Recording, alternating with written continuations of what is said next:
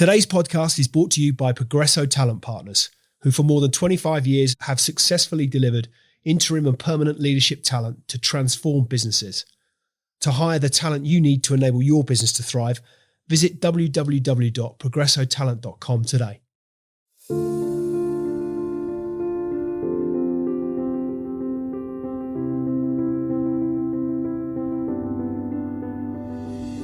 What is the thing holding you back isn't a lack of creativity, but the belief that you were never creative in the first place. This week on Extrology, I sit down with Pia Mailhot-Leichter, author of Welcome to the Creative Club, founder of Kollektiv Studio, and one of the boldest creative voices I've encountered in a long time. Pia's career has been anything but linear. She's worked as a journalist in Sri Lanka, produced an economic documentary in Bahrain, built award-winning creative campaigns for global brands, and now helps visionaries and founders bring wild ideas to life. But this conversation is more than a career story. It's a creative reckoning. Because I'll be honest, until reading her book, I never thought of myself as creative, certainly not in the traditional sense. But by page 35, something changed, and that's where we begin.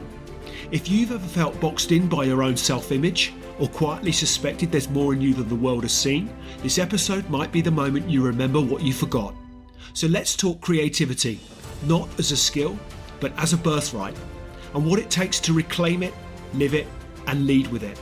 So what's the story behind the story? Without further ado, let's get into it. Pia Mailhot-Leichter is what I want to say. Now, I know that, Pia, I will already have butchered that French-Canadian-German combination of a wonderful surname, but welcome to Extrology. It's great to have you here as my guest today. And where will we find you this morning? I am in Copenhagen, and it's great to be here with you, Lee. Thank you so much for having me on. I'm in Copenhagen, Denmark. Fabulous. Well, I'm really looking forward to getting stuck into things here, but I'll have to start with a confession, which stems from, we're going to come on as to why, but I never thought, and I've alluded to this, I never thought I was a creative, certainly not in the traditional sense, until I started reading your book, Welcome to the Creative Club. It's a wonderful read. By page 35, something really shifted with me. There's a line, believing you're not creative is what limits you.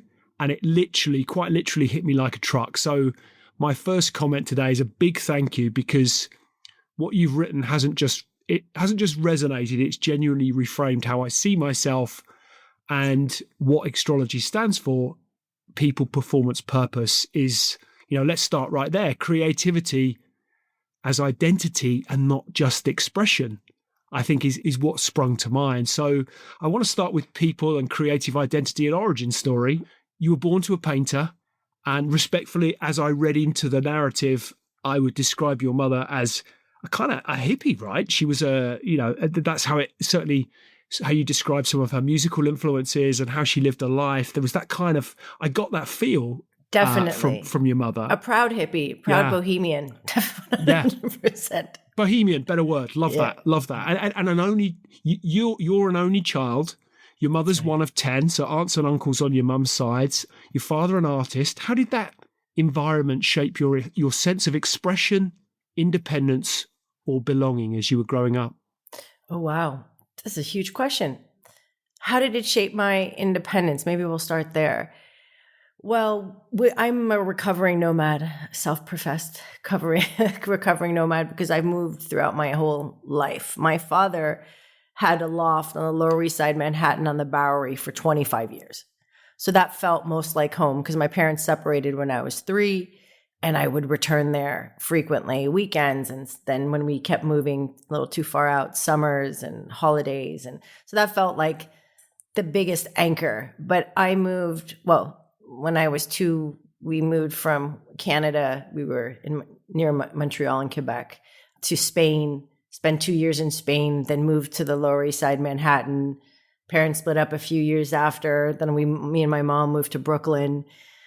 And then from Brooklyn, we moved to Manhattan, and then went to Puerto Rico, and then back again to Manhattan, and then to Montreal and Ottawa and boarding school, and just 7 different elementary schools, 7 different high schools. So independence became a strong theme in many ways. Moving that frequently required a certain degree of independence for one, and adaptability and versatility. So learning how to feel into rooms and spaces and different environments, and to, show up in a way that allowed me to thrive or succeed in and connect with people really quickly, because often we would move after a year or even two. So I think that cultivated a sense of independence. Also, as you might have read in the book, an ability to sort of shape shift, which is both a blessing and a curse, but maybe we'll get into that in a minute. But my mother also raised me as, wanted me to be fiercely independent, take care of myself. Also as a woman, education was often drilled into me from my mom. It's very important. Also, just learning how to take care of myself at a very young age. This was something that was very important to her. She felt that would equip me for strength and to be able to succeed in life. Sometimes it might have started a bit early and went a little bit far. I remember being like, I don't know if I think it was my first year of elementary school when I went home. I'm like, yeah, problem with this kid or whatever I said. And she said, you just take that problem to the principal. I'm sure you'll work it out, And I remember being a bit flabbergasted at the time, like, oh, okay. But it did give me a lot. So yes, it was challenging. And one may argue, could have had a little bit of support too in some spaces. But I really think that her intention was, survive, live on your own, be able to thrive, be able to ask questions, be able to challenge, be able to stand for yourself. These were things that were that she valued greatly. And in a way, I don't think she necessarily was given those skills. So it was something that she kind of really imprinted in me. She wanted me to have that. So she wasn't a stage mom in that sense. But when it came to, independence, that was definitely something that she wanted to cultivate in me. You get a sense, though, from the book that she's always there in the background. That incident to which you refer with the bully at school, I think there's the tremendous passage in the book, that wonderful passage, really insightful, whereby I think you make reference to this, the kid picking up a metal, I don't know if it's a metal bar or picking up something off the sidewalk, and then kind of threatening you with it, and you saying, put that down, I'm going to take you to the principal. But I think you referenced that even though you didn't know it, your mum was watching that incident play out to, obviously to make sure that you were going to be okay, but also with a sense of pride that shines through, kind of you standing up for yourself and claiming fiercely that independence and that strength at a very young age. Definitely. She was in the background, and she did this out of love. She wanted me to be. And that's what comes through. That certainly comes through. It was a loving act, but, sometimes it was also challenging. She would tell that story for years. I had a lisp when I was a kid. I still have a slight remnant of it. And she would make fun of it, go, I picked up the metal rod. It was Brooklyn. Or when he picked up the metal rod, and I just looked at him with my hands on my hips, crooked ponytails and gap in my between my front teeth, and said, go ahead, hit me. I'll tell the principal.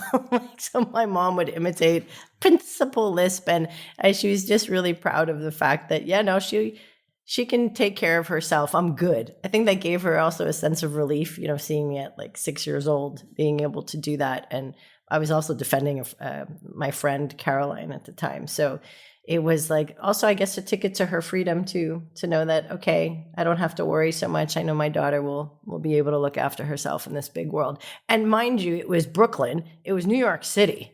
So it is important to be able to have a certain level of street smart and independence, also as a small person. I was a key latch kid too. So, I still remember my mom teaching me, if someone's walking too close behind you, not a good thing. You make sure you have distance. There are all these kind of, things you needed to learn as a kid in the 80s in New York City, about how to keep yourself also safe, which sometimes gave the impression that it's a dangerous world, but it was. New York was not. New York back then was not what it is today. And no. I remember being 13, or maybe I was 12 or 11, and my father trying to point out how you can tell people that go to the methadone clinic by how they look. And that it was important just to be able to notice that. So just kind of clock it. And these are just things that in retrospect, I'm like, okay, that's a different learning, a different education that I got. How did you, what about sense of belonging? The moves that you've gone Canada, US, Puerto Rico, Spain, you've mentioned you're a recovering nomad, I think was the phrase that you used. How did that upbringing shape your sense of belonging, do you think? Well, I think I didn't really have one, so I searched for it. Also, my mom is French Canadian Catholic and my dad is Eastern European Jewish New Yorker, and those are very two different cultures. So when I would go to Canada, everyone spoke French. When I was a kid, I learned how to speak French later on when I moved to Montreal, but I didn't speak French when I was a kid because I was in New York. So I felt like I was in a very different world, different language. Mom, blonde hair, blue eyes. I'm cut from my father's cloth. Then I'd go to Washington Heights to my grandparents for like Shabbat dinners, and in the Jewish religion, it's your mother who's Jewish. It's matrilinear, so then you're not Jewish if your mom isn't. And I kind of was always wondering, like, where's my spot? Where's my clan? Where's my tribe? Also being an only child and having parents that were separated and moving so much, I think I often spent a lot of my life trying to find that place where I belonged. Tried many different things. Relationships, different communities. That's why I still have an affinity for like subcultures because I always feel more of a belonging in a little bit of those outside the norm, if you will, cultures that always has resonated with me. So that felt a bit more like belonging because we were all on the outside a little bit.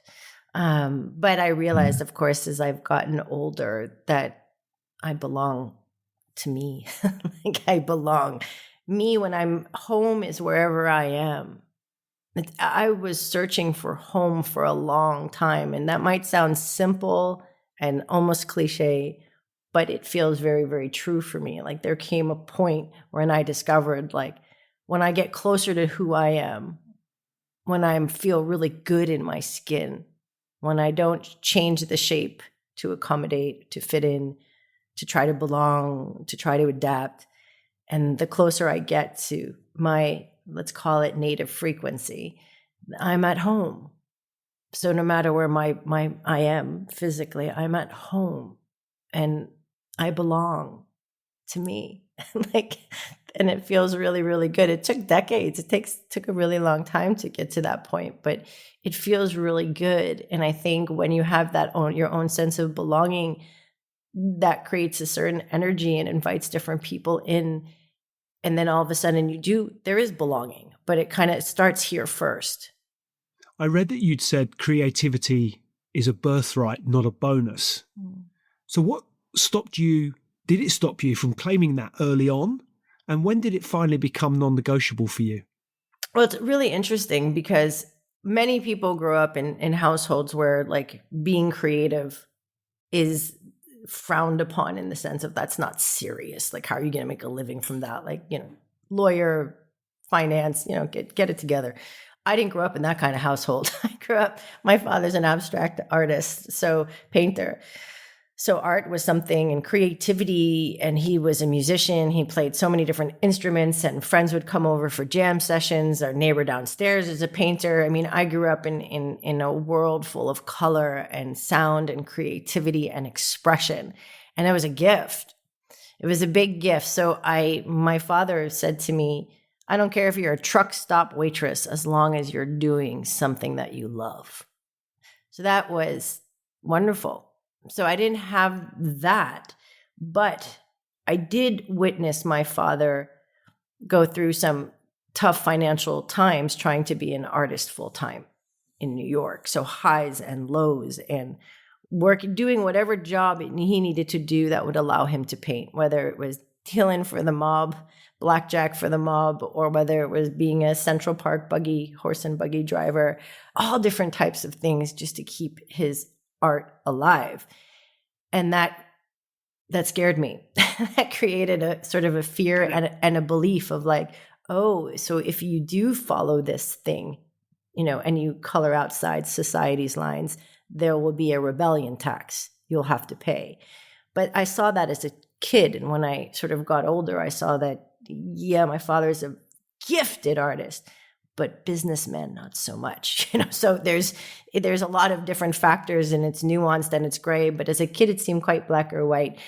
Your question was, how did it become a birthright? Well, witnessing all of that, creativity was still something that you did, right? So my father, was creative because he made art, he made paintings.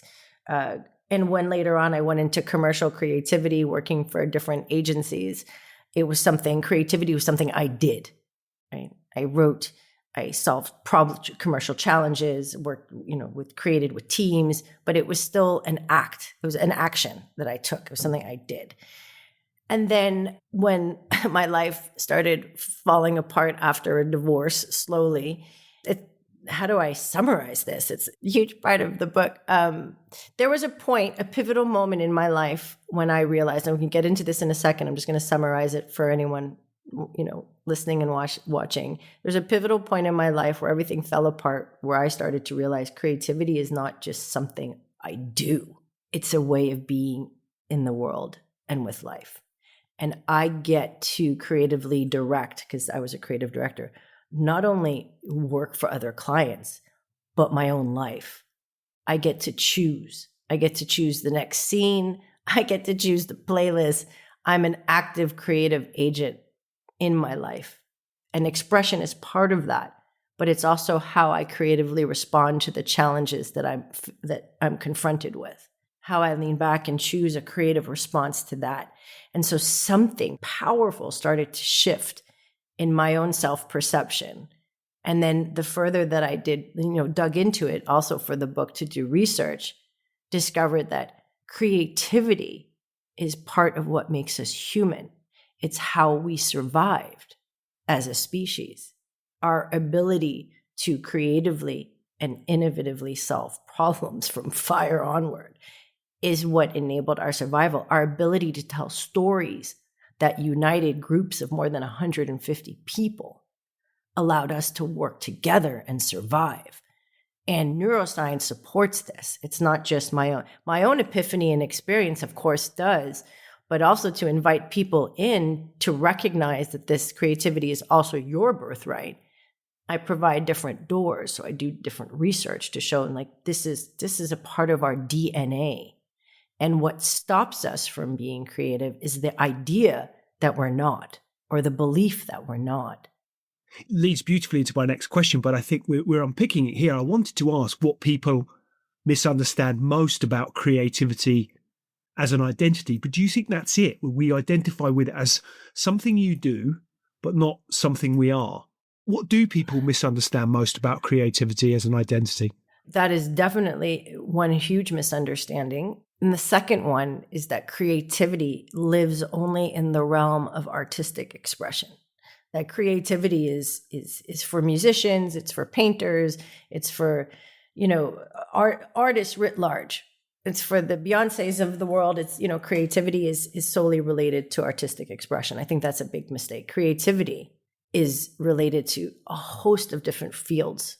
And I love that in the research, it's like scientists are incredibly creative, incredibly. And I love in the research in an academic journal, I just love this tidbit, so I share it often.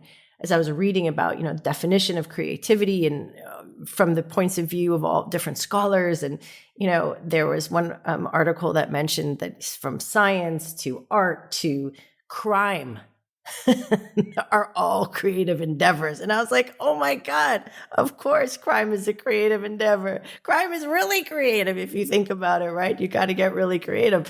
So it's just widening the lens of how we see creativity. Creativity, novel, useful, unique, delightful ways of solving everyday problems, big problems, small problems. That is one definition. There are many. And I think what makes it novel and unique is when we apply our own way of being and seeing to any particular quote unquote challenge or mode of expression, because that is unique. The way Lee sees the world, the way Lee approaches something, the way Lee creatively responds, that there no one else like that. No, there's no other Lee in the world who can do that. There's only one you. So I want to unpick how we structure, therefore, creative energy, because certainly you've helped many visionaries bring ideas to life, whether that be through Kollektiv Studio or whether that's through your agency endeavors in the past, or indeed through your book. What's the difference between creative play and creative execution? Ooh, that's a great question. Creative play for me is when we're in the very open, uncertain space and we allow all ideas to emerge. There's no judgment. We're in the curiosity zone, right? We leave judgment and hopefully ego and perfectionism and fear as much as possible at the door. And in this space, we just play and imagine and allow what might be, what could it be? Let's think. There are no bad ideas. Everything's on the table. There is clarity of why we're gathered and what we're trying to do. Otherwise, we're just throwing pasta at a wall to see if something sticks. But in the room, we're just allowing and we're playing together. So that's how I would describe play and having fun. Because yes, it's fun. It's really, really fun.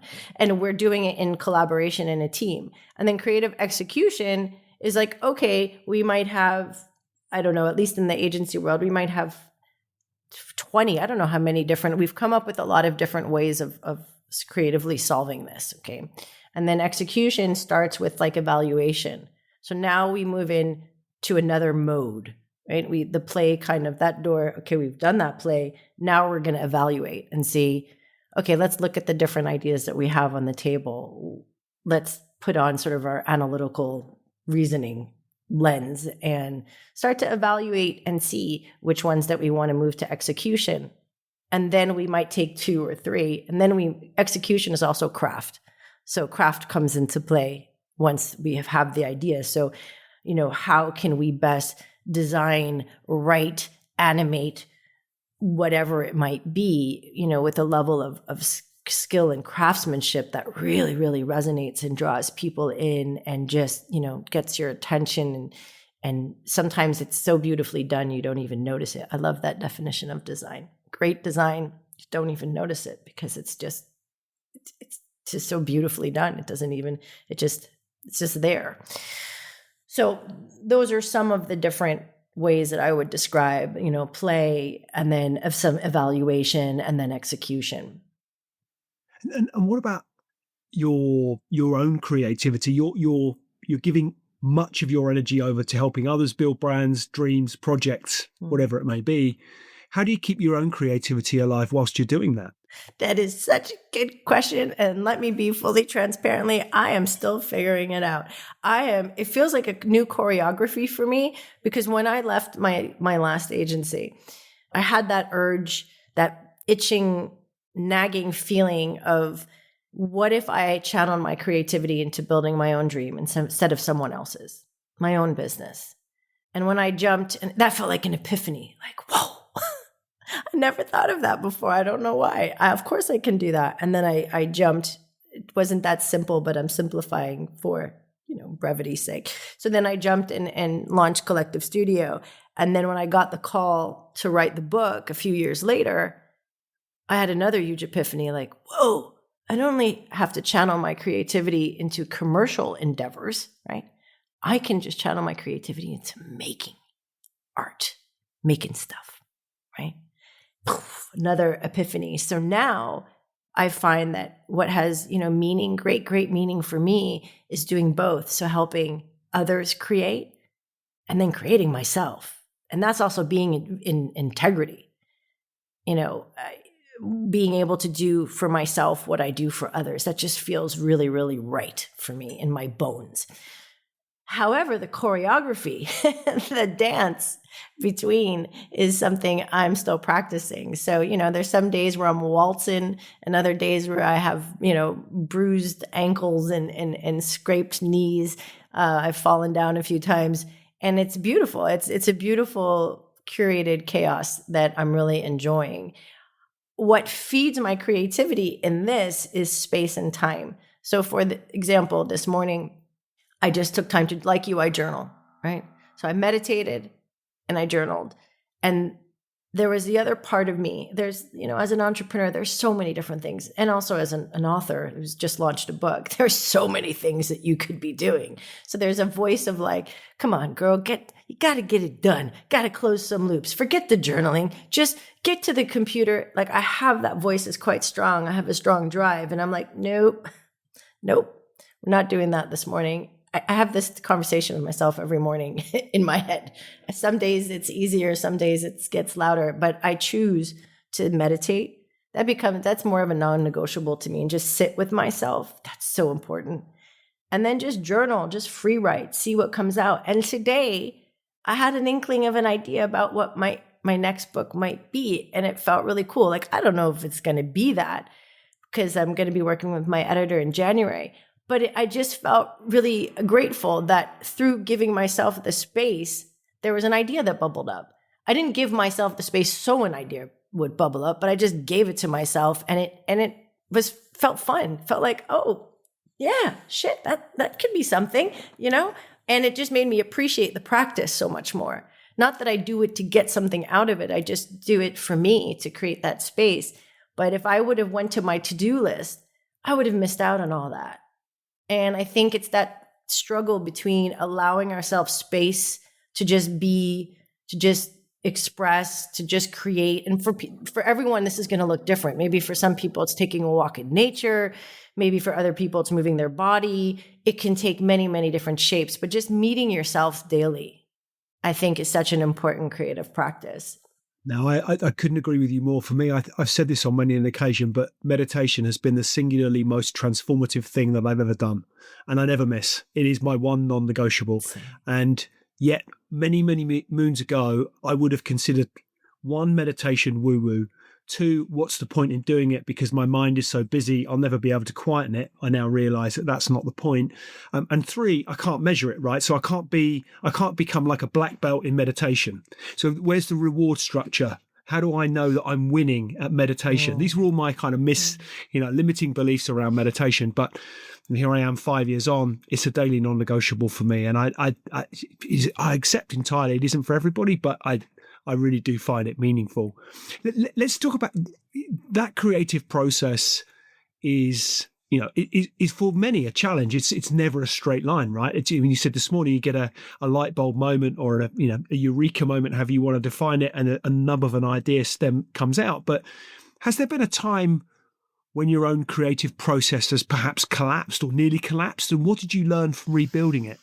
Oh, well, since we're creative beings and it's not just about what we do, right, but who we are, my creative process collapsed when I move further away from myself. So when I've gone through some really hard times and I might have turned to partying, for example, to escape, I chose to do things that moved me further away from myself, not consciously, to escape the pain or to escape the feeling. And then I'm in no state to creatively be or to creatively do either or, because my being is, I wouldn't call it fractured, but it's unsettled and I'm disconnected from myself. So it's very difficult in those moments for me. So when I've gone through difficulty in life, my creative process, not at work, I could do that at work, but my own creative process, what comes after I would come home and try to write something or create something, definitely got blocked. It was closely related to my state of being. And I find, now we're talking about that, I find that really interesting, back to the point of creativity being an identity and like a way of being and not just what you do. I think those two are just directly correlated. So that's when my creative process has got junked up. When my life has also got, junked up. So what unleashed it is healing, coming home to myself, realizing, making different decisions for myself, growth, partnership, working with my fantastic therapist, working with coaches, and helping to grow and go through these different things. That's where I started to rediscover my own creative process in a very different way, not just related to what I did during the day but what I was able to create for myself outside of those hours and in my life, actually, because that's really what the book is about. Like, what is more creative than designing your one experience of life? I can't think of anything more creative than that. And it's your book, as I saw it, as I experienced it, it's not just encouraging creativity. In fact, arguably, I would suggest it's calling on people to reclaim it. Mm. And I guess, therefore, the question that came to mind is, why now? What's broken in how we think about it that led you to conclude, hey, come on, people, we need to start to reclaim this? Well, there's two ways of answering that, or two different factors that speak to why now. And one was I felt moved to share my own journey because I had lost and found my creative power and had epiphanies. And I'm a firm believer in show me, don't tell me. And you need to have I need to have some skin in the game. Those were vulnerable stories. And if I wanted to share, like, hey, I used to believe life was happening to me. That's how it felt. I didn't even know I really believed that until there was a switch. Like, oh, wait a minute.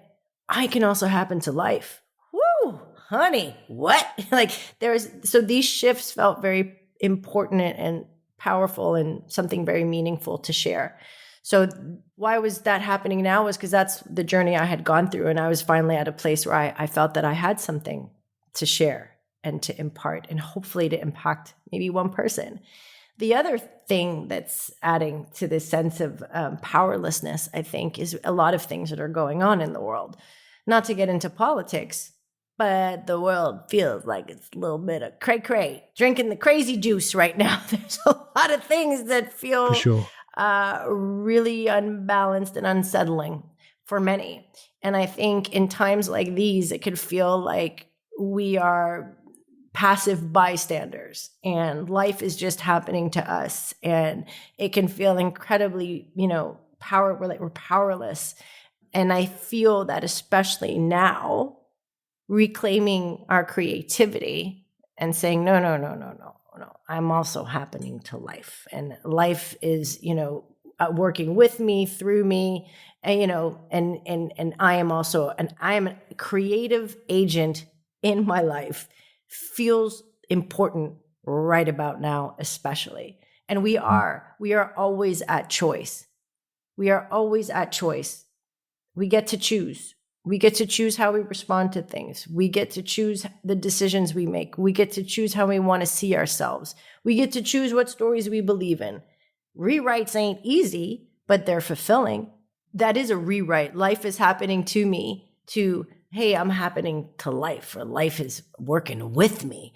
That's a belief rewrite. And you need to create evidence, just a simple affirmation of, no, I believe that life is working with me. Is if you repeat that, but then you behave as though life is happening to you, then nothing will change. There's a disconnect, right? It's cognitive dissonance. So it's like, you can ask yourself, if I want to have a new belief, if I want to believe that the world is an abundant place, for example, right? And then I'm only buying things on sale if it allows, right? Also with common sense, or if I'm not being generous, then there's a disconnect. So how could you create evidence that you really believe the world is abundant? Well, maybe you donate, or maybe you buy that. For me, it would be a expensive box of cereal that you love. Like, it doesn't have to be grandiose, but they're like these small acts that confirm, like, yes, I do believe that. And I think that that's important, because just saying it is not enough if how you behave contradicts that. Was there a belief about creativity that you had to burn down first before you could get to that place where you could reclaim it? Well, I think it's very much related to life. For me, life is a creative process. So it's so much more than again, just making. So believing that I'm in creative response with life is, to me, a new belief, rather than creativity is relegated to what I produce, right? No, it's how I move in and with the world. Do you know, it's interesting. I wonder as to, this has just struck me, so bear with me if I may. It's kind of stream of consciousness, but we used to, and this isn't a religious comment, not knocking those that might consider this to be so, but nonetheless, from my perspective, it doesn't come from a place of faith, but it's just an observation that we used to, God, whatever your religious belief might be, has in so many different denominations of religion been referred to as the creator. It struck me, I'm not so sure we still do, but we used to talk about the act of creation, creating life, to conceive was to create life. We seem to have lost that narrative. Is that me being, that's just something that struck to my mind. We lost that sense of life is creation from the very beginning. And Absolutely. we've started to focus on for so many years the things we do, and we judge people on the things we do, not necessarily on the creative process of life itself. Absolutely. That's beautifully said. I mean, sometimes when I describe what I do simply, it's like I'm a creative midwife.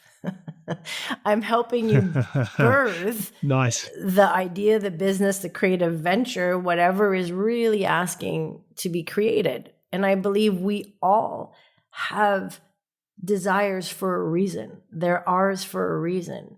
And we all have something that we want to make real in the world and create. And getting closer to what that something is that you want to conceive and birth is beautifully, not only is it creative, but it's deeply fulfilling.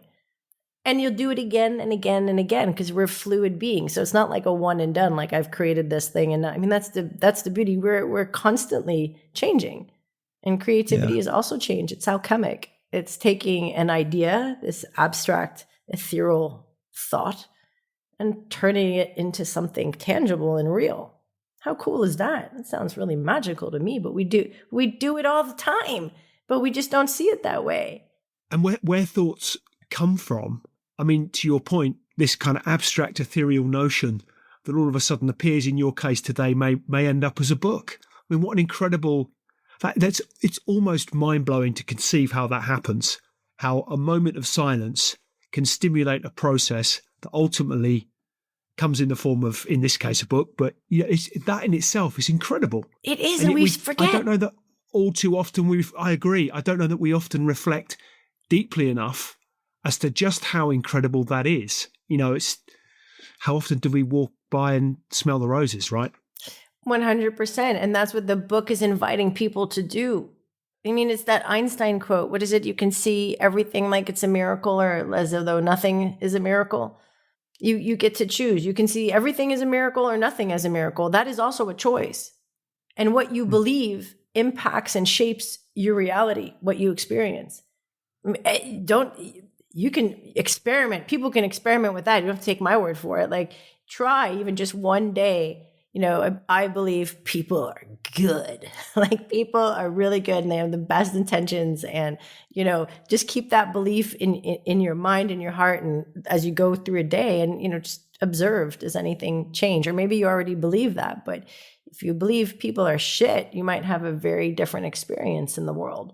And I think no kidding that Einstein was onto something. He was onto quite a few things, but either everything is a miracle or nothing is a miracle. And you get to choose that belief. And whatever you choose to believe will affect your experience of reality.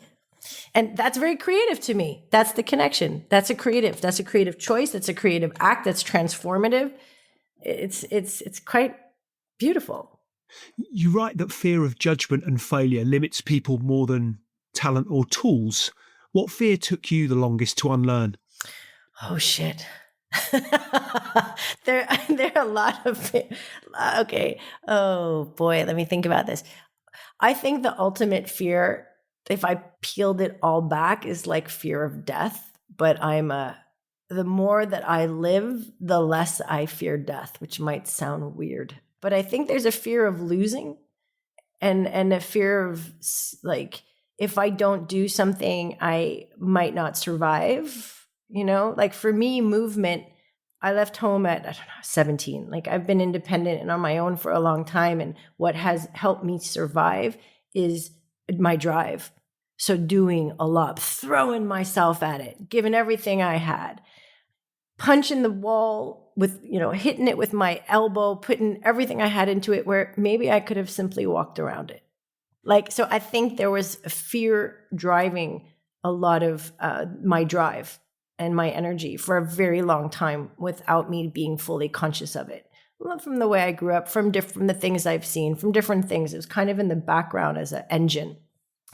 And when I was able to see it and become aware of it, shit, there's a lot of fear here. I don't want to move with fear anymore. I don't. It might have gotten me through. It might have worked at some point. But it's not working for me anymore. It's not how I want to experience life. It's not a very expansive, joyful, peaceful place to be when you're pushing because you're afraid that something might happen. You might fail, you might fall, you might die, who knows what, because it's fear, right? So it's not logical. I don't want to do that anymore. Something in me shifted where I'm just like, I'm done with that. I mean, I wish it was as easy as saying I'm done with that and then it's gone. But there's a point, I think it really happened after my mother suddenly died, where I saw her pass. And one of the parting gifts that she gave me was a reminder that this life is finite. We have one shot. This is it. This is what we got. And one day we're going to lose everything. Ain't nothing you're taking with you. Everything gone. Bye-bye. Adios. Sayonara. And for some reason, seeing it and feeling it and experiencing it through her passing gave me a huge kick in the peach, gave me a lot of courage. And for some reason, it allowed me not only to see fear, but to give it the middle finger. No. Listen, honey, at some point I'm going to lose everything anyway. So what the hell do I have to lose now? What am I so afraid of? It really shook me. It did something. And it helped me. That was the year after my mom passed, that I left my agency and launched Kollektiv Studio. So I was like, fuck it. What am I? This is nothing. This is no big deal. Like this ain't nothing. Following something, a desire that really speaks to me is, yeah, of course. Why wouldn't I do it? It just shifted something. And same when fear came in with the book. Oh, what if I share these stories and I'm judged and no one likes the book? What if I had the fear of, what if someone reads the book? And what if no one reads the book? Vacillating through these two crazy thoughts. And it's like, it's okay. Fear will show up when we do things that really matter to us. It's going to show up. Right? And then we get to choose how we want to be with it. And I go, okay, I heard you. Thank you for trying to protect me. This is something that matters to me, and I'm going to do it. I'm going for it. And I want to move with trust for the second part of my life. I want that engine that drives me to be trust.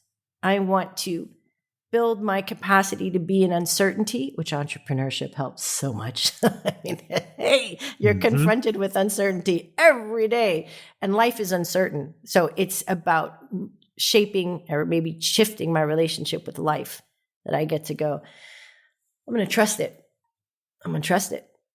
I'm going to do it. I'm going to trust it. So I don't know. That was a really big question. And fear is also a chapter in the book. It's called Fuck Fear, Do It Anyway. Yeah. And it's something that I practice daily. It's not a destination, like everything, I think in life. It's a practice. Creativity is a way of being. It's a practice. Rewriting, becoming aware of what drives us and choosing differently is a practice. So I'm still practicing. Fear still rocks up. And then I get to choose differently. But the more I practice, the stronger my trust muscle gets. So if everyone has a membership card to the Creative Club in their pocket, why do you think so few ever swipe it? Because it's fucking scary. Because it's frightening, pardon my language. It's frightening. It's frightening to swipe the card, because usually the card represents something that we might really want to do or create that means a lot. And there's a lot of fear of, well, what if it fails? What if I go for that thing and then I fail miserably? Then what? Or I know how to do this thing I've always been doing. Okay. It's comfortable. I know it. So we sometimes choose the known because it's known, not because it's fulfilling or exciting. At some point it worked. That's the thing. It's not judgment. At some point that thing worked. Then I would say all of us, because we're changeable, fluid, creative beings, will come to a point where that thing no longer works anymore. And I think a lot of dissatisfaction and pain comes from feeling that and being too afraid to make a change. So I think because we don't know what's on the other side, because it's unknown, it's uncertain, it's unexpected. So like, I'm just going to stay. I know this couch. I'm just going to stay there.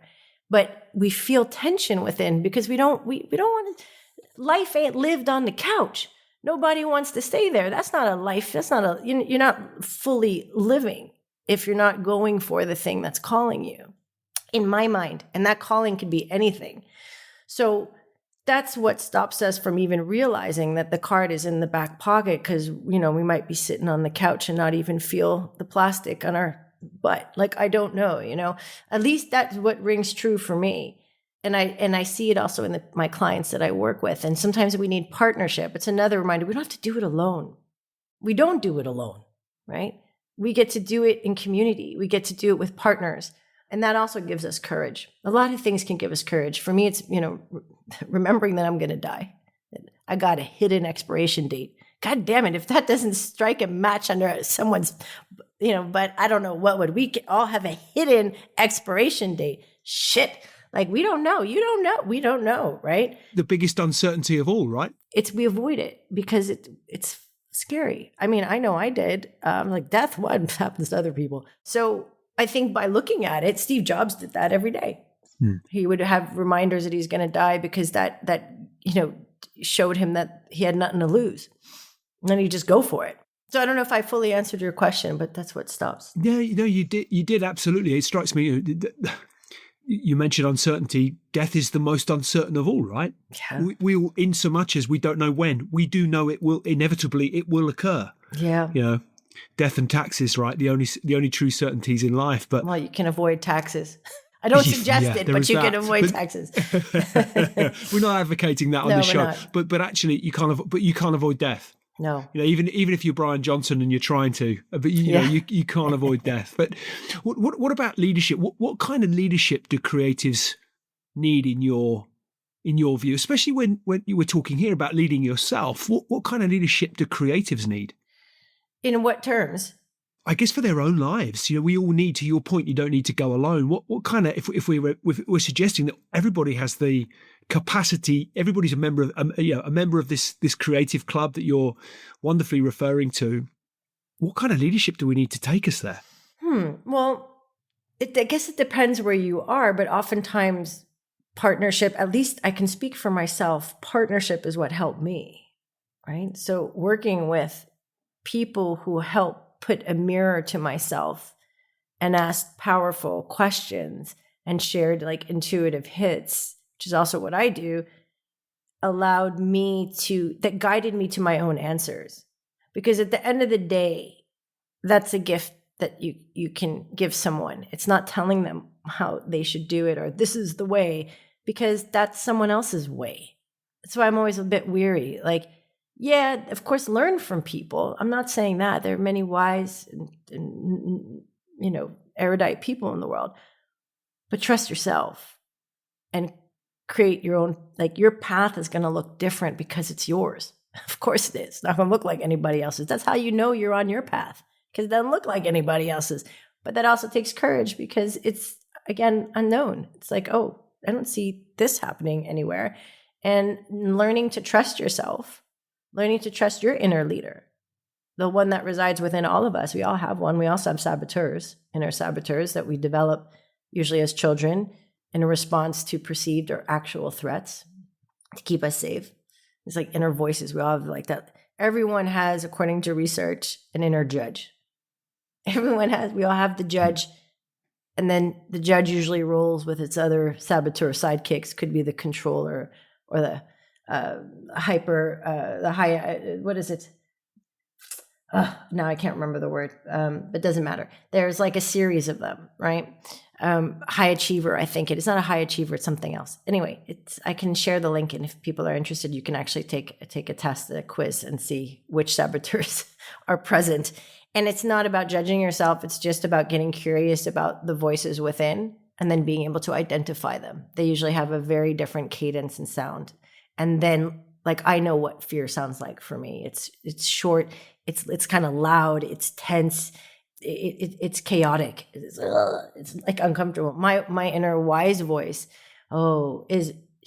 she speaks very simply. It's like simple, few words, quiet, just it comes through me in words, almost my intuition, just a couple words, two words. Fear talks a lot, loquacious as hell. So it's like the point of identifying is that then you get to choose like, oh, okay, you're here. I know the difference. I know why this is here, what's going on. And I know how to connect to the inner wise one, my inner CEO, or whatever word you want to give it. So I think partners can help bring us to these places within or make us more aware. I can tell when the saboteur voice is in the room if I'm with someone having a session. It's very clear. You hear it because you get trained to hear it. And also when their intuition speaks. And just hold up a mirror and go, oh, that's interesting.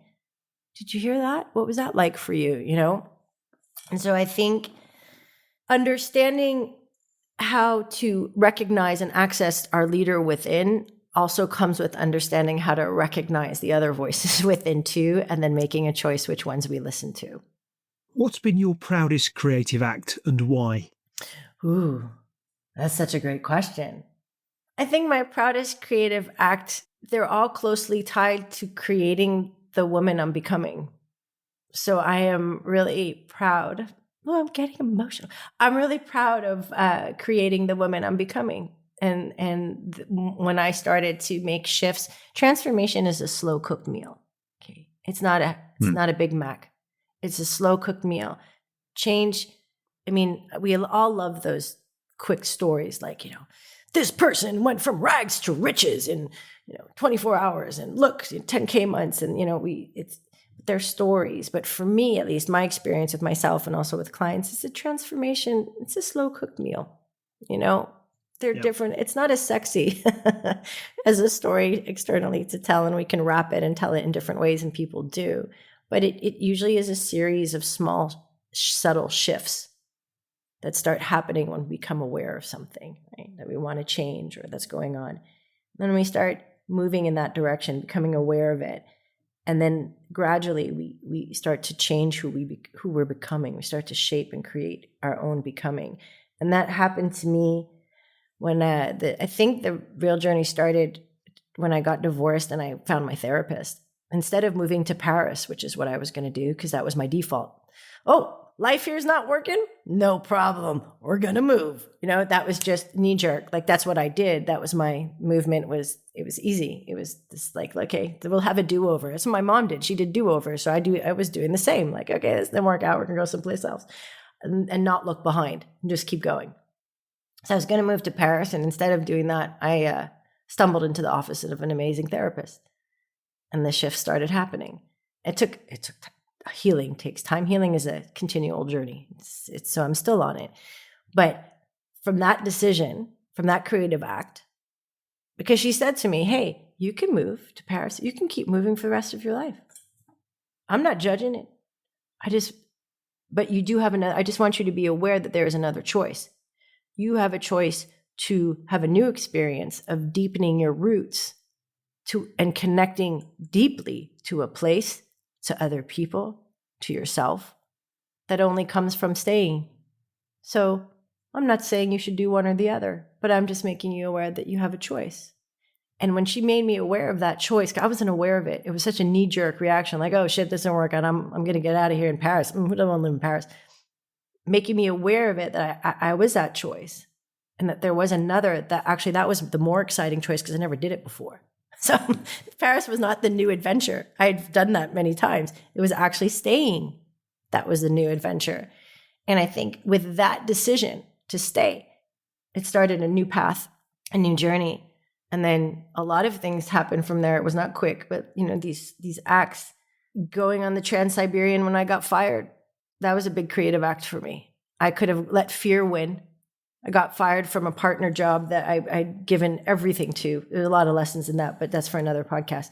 But when I got fired and I was on a visa, which meant, because I'm American, so I couldn't stay in Denmark unless I was tied to a job at that point in time. If I didn't find a job in a certain amount of time, I would have been kicked out of the country. I would have had to leave and go back to the States, even though I had been in Denmark for 7 years.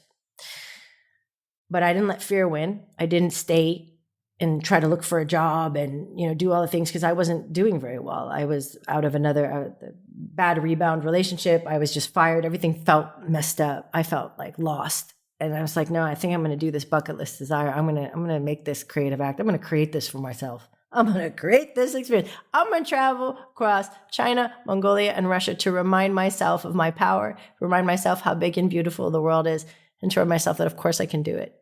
I had forgotten how powerful I was. I totally forgot. And it was on that train, hurtling across Siberia, that I was reminded of my own creative power, because I created this. I created that. I created that experience on that train. I could have created something else for myself. And that was a big epiphany moment. Like, whoa, I'm creating my experience. I mean, whoa. That's moved into identity. And then for sake of brevity, I won't continue, but there are many other things that happened that kept reminding me. I kept reminding myself of my own creative power. And it's a wild ride. It's really, I'm still on it, luckily. And I hope to be on it forever, of remembering that I get to choose, of designing my experience, of moving with trust and intuition instead of fear, catching myself and with no judgment, being kind, like, okay, that's all right, you slipped up there, honey, and to keep moving in a way that brings me deep fulfillment, and to journey with others who are seeking to create something more for themselves, whatever that might be. So complete this sentence for me. Creativity without what is empty? Curiosity. Interesting. What made you pick curiosity? It just popped up. So I trusted my gut. For me, because I believe it, first and foremost, how can you be creative if you're not curious? If you think you know all the answers, like the opposite of curiosity, what's the opposite of curiosity is, I guess, knowing, like a definitive knowing, right? If you're not curious, you have nothing to be curious about, because I know how it all works. I know what it is. I know. I don't need to learn anything else because I know it all, right? I guess that's the opposite of curiosity. Well, how is there room for anything creative in that situation? I'd much rather sit next to someone at a dinner party who says they don't know than someone who says they know. That's just infinitely more interesting to me. And it's much more creative. Like, I don't know. I don't know. Like, I don't know. I don't know. I don't know. I don't know how it's going to work out. I don't know if my next book, I don't know. And can I be okay with that? Can I play with that? Can that become exciting, not knowing? I don't know. How cool is that? I don't know. Let's try to find out, or not even find out. Let's play. What could it be? What might it be? Oh, what if it was this? Oh, that's interesting. What about that connection? What if we mixed, berries and chocolate? What if, and oh my God, have you seen that new thing? Curiosity. How can you create anything if you're not curious about yourself, the world? How wouldn't know? I don't believe it can exist without curiosity. If you know something, why do you want to create anything else? I don't know. So that's a blah, blah, blah. But that's why I just think it's fundamental to creativity. That's wonderful. I couldn't agree with you more. People, performance and purpose. Which one are you living in most right now, and why? Ooh. I'm stuck between people and purpose, but I'll go with purpose, I guess. Because I believe everything is connected. I mean, creativity is also collaboration. I could have said creativity doesn't happen in isolation. That could have been another answer. But so there's something about creating with, just like we're doing right now, we're co-creating this. It's really cool. We're co-creating this experience. And then people who are listening and watching are also part of that co-creation, because then they're having their own responses and insights and reactions. And so then it becomes a much bigger thing. And that really excites me. But I digress. Purpose, because I feel more connected to what I feel like I'm here for, which is very broadly like to unleash creativity to build a better world. Unleashing creativity to build a better world feels lofty and big and curious. And what does that look like? What does it look like for me? What does it look like for others? Like, so it inspires me a lot. So I guess it's purpose. It's a compelling purpose for sure. Performance as a word rubs me a little bit in the sense that it reminds me of this, the due productivity thing. I don't know. It reminds me that you need to perform. So I have this idea of some kind of capitalist coach or, telling me that I'm not being productive enough. And so that's something that I've been trying to dismantle in my mind. This need to produce, to perform, to show, to prove, look what I can do. And not that that's where you're coming from, but for some reason that word feels connected to that energy for me. And I'm trying to undo those things to also connect to, hey, what if let's use the words of performance in my mind, add value just by being. What if I don't have to show and prove anything? What if that's enough? Not only mine, but everybody's. Anyway. No, I think that's really interesting, because I do wonder as to how much of that stems from, and you and I have a similar vintage, albeit I'm more than a little older, but nonetheless, I wonder how much of that is having grown up in a world. If you think back to, we're both kind of, I was a teenager of the 1980s. Hustle culture, we talk about hustle culture today. Goodness, it's got nothing on the kind of greed is good. Michael Douglas, Wall Street, sitting on a beach with a phone the size of a brick held to the side of your head. But that was much of Western. That felt like Western culture, very consumption led, very much strive, get. What have you got? What can you do to get it? Was much of the message that we grew up with, even if it wasn't coming directly in your parents' case from their rhetoric, their language, their parenting of you. The wider world was consumed with it, quite literally. And I wonder how much of that. And I definitely grew up in my first kind of proper job was absolutely, it's like a boiler room. It's absolutely product in, product out, hustle, go, be on the phone, 120 calls a day. I talk to people now, I should make 120 outbound sales calls a day. Wow. People are stunned. Wow, that was your metric.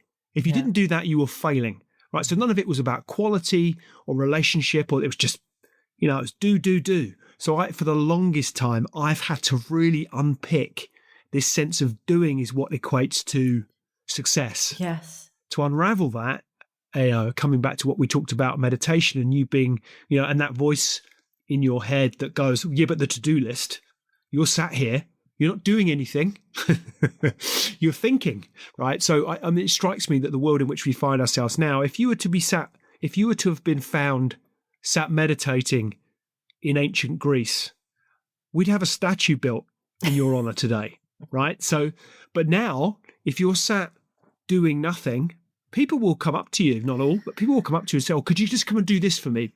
Well, but I'm busy, but you're not doing anything. So we have this whole language around doing and a value attributed to doing, which I think causes issue. And I guess the one thing I love, and we'll come back to your book, Welcome to the Creative Club, is people like you that are really starting to push out this message in great volume. I feel from conversations I had, people are really starting to get into this now. People are really starting to embrace and understand and get back to the sense of self and the importance of self and self-care and self-preservation and ownership and accountability and responsibility. I think it's a really healthy thing. I agree. And it's interesting because even though, my parents hustled in their own way because we didn't come from, as an artist, you got to hustle, right? So it was a different kind of. I'm not saying we should stop the hustle. No, we absolutely, actually, the hustle will always be there. It's just how we lean into it. I would say, let's stop the hustle.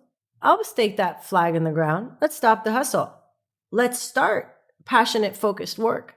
Nothing wrong with that, right? Better way of putting it. I love that. But let's stop the idea that we have to hustle or grind to achieve, because my opinion, we rob ourselves of the experience of being here and enjoying our life as well. Like we also get to do that. Right? We also just get to be here. And I think sometimes there's this very toxic notion that if we're not doing something, then why are we here, right? Like we need to prove our existence, right? If we're not doing anything, then there's something around that I'd love to break on my knee like a stick. Like, no, you don't have to do anything to prove that your existence is worthwhile. Like, of course your existence is, you're here. I mean, man, you know what it took to get you here? Like, imagine what it took to be born as a human on planet Earth. And, there's magic and there's mystery and there's things we can't even fathom, but we'll never see it if our nose is to the grindstone. We just won't. And we'll miss out on so much. And I think it's really important to ask who that narrative serves. Who does that hustle and grind? It doesn't serve us. So who does that serve? It serves somebody. Oh, yes, it does. Well, no, thank you. No. I think that's a wonderful place on which to end, because I want to make sure we give some time to people for your book. Pia, where can people go to find a copy of Welcome to the Creative Club? I know where I went, but there are lots of channels that are available. So where should we be pointing people if they want to find out more?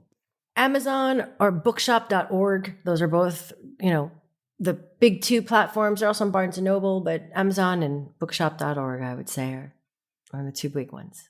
And I'd absolutely encourage a read of this. It genuinely, I'm a voracious reader. It's been hugely transformative for me, if only because it was in a really lovely, warm, healthy, delightful way. It was a kind of slap around the face with both sides to wake up to a few things that I did not acknowledge in myself, not least this sense that I'm not a creative that I alluded to from the outset. And yet here we are creating great conversations such as this morning. So Pia, thank you for sharing your time with us. It's been really insightful. You've got some fascinating things to say. The book goes into yet more depth and evidences yet further just what a wonderful human being you are. Wow, so I'd encourage people to go out, buy a copy, make sure you read it. We'd love to know what you think. Let us know in the comments once you've had a chance to do so. But Pia, I wish you every continued success with the next book, whatever that might be. I'm intrigued. Perhaps we could come on in future and talk about that. Okay. But I really appreciate you taking the time out to share your journey with us this morning. Thank you so much for having me on and co-creating this experience with me. It's been absolutely amazing. I feel really grateful. Great stuff. If this conversation sparks something in you, do us and someone else a favor. Drop us a review, follow the show, subscribe on YouTube. If you want deeper insight on what Pia and I explored today, head over to Substack where we break it all down. And if you're serious about building a creative career that actually matters, check out The Career Edge, our premium Substack content and strategic tools for high performers looking to do work that moves them and the world. Until next time, stay curious, stay courageous, and keep chasing performance with purpose.